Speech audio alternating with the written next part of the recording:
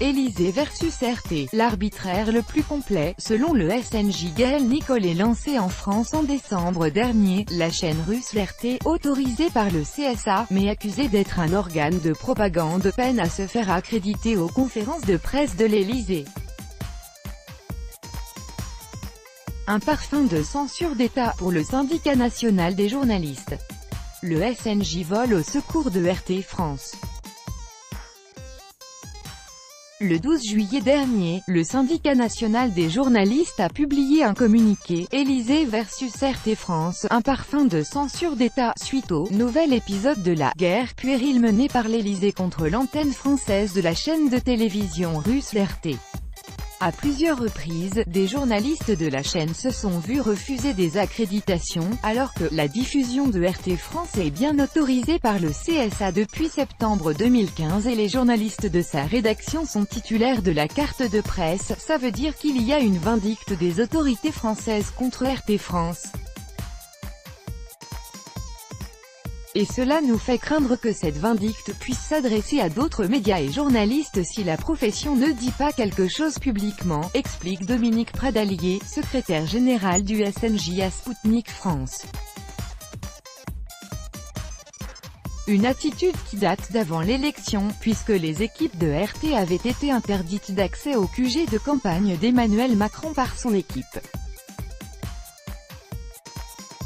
Le SNJ y voit une sorte de représailles à la diffusion de sujets probablement pas assez complaisants.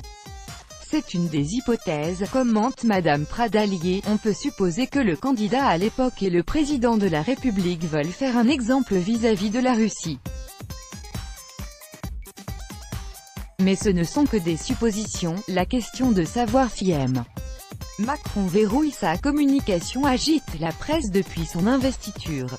Lors du premier conseil des ministres, photographes et caméras avaient été évacués de la cour de l'Élysée. Lors de son déplacement officiel au Mali, le choix des reporters avait alors fait débat. Nos confrères reprochaient à l'Élysée de choisir nominativement les correspondants accrédités, du jamais vu. Le château s'était défendu en expliquant qu'il privilégiait les spécialistes de l'Afrique et des questions de défense. Cela fait un an que l'on dénonce la vision que semble avoir le président de la République du journalisme, poursuit Pradalier. Du temps des présidents précédents, il y avait un certain respect vis-à-vis de l'information et de son indépendance. Ce qui n'est pas le cas du président actuel. Je ne sais pas s'il est moins bavard avec les journalistes.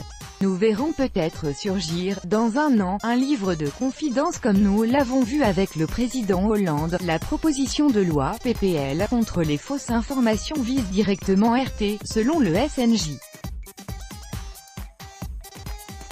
Devenue loi contre la manipulation de l'information, le SNJ s'inquiète des responsabilités qui seront octroyées au CSA.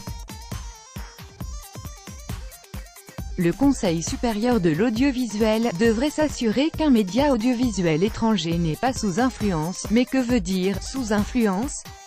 Ça ne veut rien dire.